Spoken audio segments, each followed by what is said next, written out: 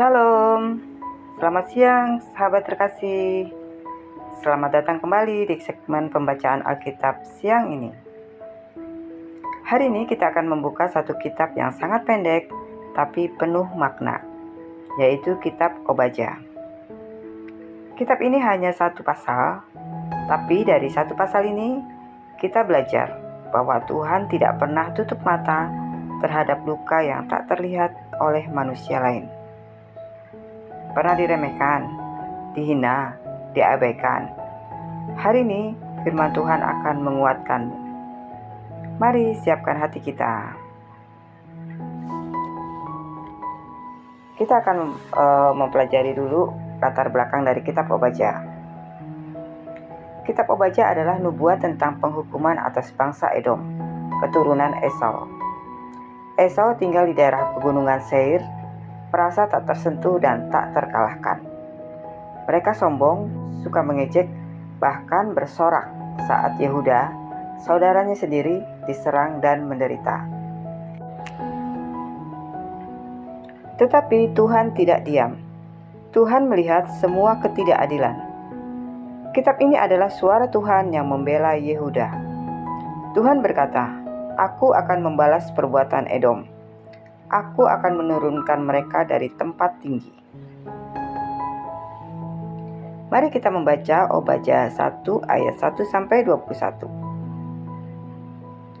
Penglihatan Obadya. Beginilah firman Tuhan Allah tentang Edom. Suatu kabar telah kami dengar dari Tuhan. Seorang utusan telah disuruh ke tengah bangsa-bangsa. Bangunlah, marilah kita bangkit memeranginya. Sesungguhnya aku membuat engkau kecil di antara bangsa-bangsa. Engkau dihinakan sangat. Keangkuhan hatimu telah memperdayakan engkau. Ya, engkau yang tinggal di liang-liang batu, di tempat kediamanmu yang tinggi. Engkau yang berkata dalam hatimu, siapakah yang sanggup menurunkan aku ke bumi? Sekalipun engkau terbang tinggi seperti burung Raja Wali, bahkan sekalipun sarangmu ditempatkan di antara bintang-bintang, dari sana pun aku akan menurunkan engkau. Demikianlah firman Tuhan.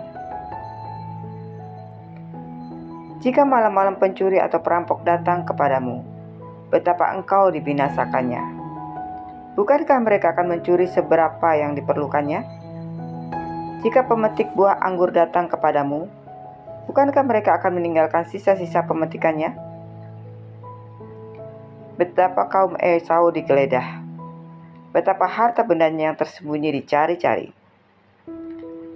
Sampai ke tapal batas engkau diusir oleh semua teman sekutumu. Engkau diperdayakan, dikalahkan oleh sahabat-sahabatmu. Siapa yang makan sehidangan dengan engkau memasang jerat terhadap engkau? Tidak ada pengertian padanya. Bukankah pada waktu itu, demikianlah firman Tuhan, aku akan melenyapkan orang-orang bijaksana dari Edom, dan pengertian dari pegunungan Esau. Juga para pahlawanmu, hai teman, akan tertegun, supaya semua orang di pegunungan Esau lenyap terbunuh. Karena kekerasan terhadap saudaramu Yakub, maka celah akan meliputi engkau, dan engkau akan dilenyapkan untuk selama-lamanya. Pada waktu engkau berdiri di kejauhan, sedang orang-orang luar mengangkut kekayaan Yerusalem, dan orang-orang asing memasuki pintu gerbangnya dan membuang undi di atasnya, engkau pun seperti salah seorang dari mereka itu. Janganlah memandang rendah saudaramu pada hari kemalangannya, dan janganlah bersukacita atas keturunan Yehuda pada hari kebinasaannya, dan janganlah membual pada hari kesusahannya. Janganlah masuk ke pintu gerbang umatku pada hari kesialnya. Bahkan janganlah memandang ringan malapetaka yang menimpa pada hari sialnya. Dan janganlah merenggut kekayaannya pada hari sialnya. Janganlah berdiri di persimpangan untuk melenyapkan orang-orangnya yang luput. Dan janganlah serahkan orang-orangnya yang terlepas pada hari kesusahan. Sebab telah dekat dari Tuhan menimpa segala bangsa, seperti yang engkau lakukan, demikianlah akan dilakukan kepadamu. Perbuatanmu akan kembali menimpa kepalamu sendiri. Sesungguhnya, seperti kamu telah minum di atas gunungku yang kudus, segala bangsa pun akan minum dengan tidak henti-hentinya. Bahkan mereka akan minum dengan lahap, dan mereka akan menjadi seakan-akan mereka tidak pernah ada. Tetapi di Gunung Sion akan ada orang-orang yang terluput, dan gunung itu akan menjadi tempat kudus, dan kaum keturunan Yakub akan memiliki pula tanah miliknya. Kaum keturunan Yakub akan menjadi api, dan kaum keturunan Yusuf menjadi nyala api, dan kaum keturunan Esau menjadi tanggul gandum. Mereka akan membakar dan memakan habis sekaliannya, dan dari kaum keturunan Esau tidak ada seorang pun yang terlepas, sebab Tuhanlah yang berfirman demikian. Maka orang-orang tanah Negeb akan memiliki pegunungan Esau, dan orang-orang daerah bukit akan memiliki tanah orang Filistin.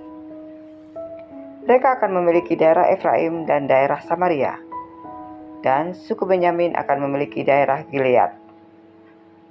Orang-orang Israel yang diangkut ke dalam pembuangan akan memiliki tanah orang-orang Kanaan sampai ke Sarfat, dan orang-orang Yerusalem yang diangkut ke dalam pembuangan yang ada di Sefarat akan memiliki kota-kota di tanah Negeb.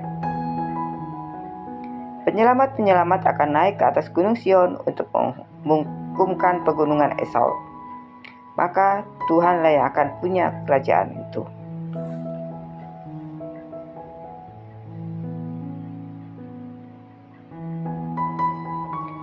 Sahabat terkasih, mungkin hari ini sahabat merasa seperti Yehuda, dihancurkan, dikhianati, diremehkan, bahkan oleh orang yang seharusnya mendukungmu. Tapi pesan Tuhan dari kitab Obadya sangat jelas. Tuhan membela umatnya. Tuhan melihat air mata yang disembunyikan. Tuhan akan menurunkan orang yang tinggi hati dan memulihkan orang yang remuk. Kesombongan Edom membuat mereka merasa tidak butuh Tuhan, tapi akhirnya mereka jatuh juga.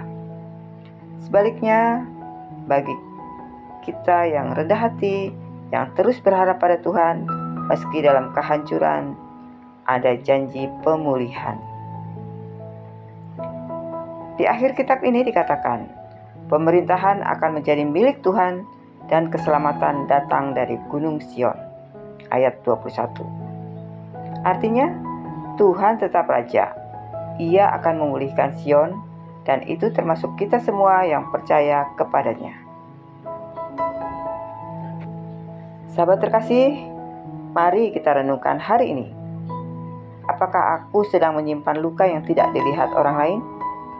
Atau apakah aku pernah menjadi seperti Edom, merendahkan orang lain di saat mereka lemah? Biarlah firman hari ini menegur, menghibur, dan menguatkan kita. Tuhan tidak pernah lalai. Ia adil dan peduli. Sahabat terkasih, demikianlah pembacaan Alkitab hari ini.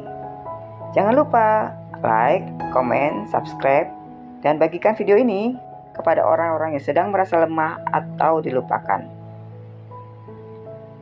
Sampai jumpa di pembacaan Alkitab berikutnya.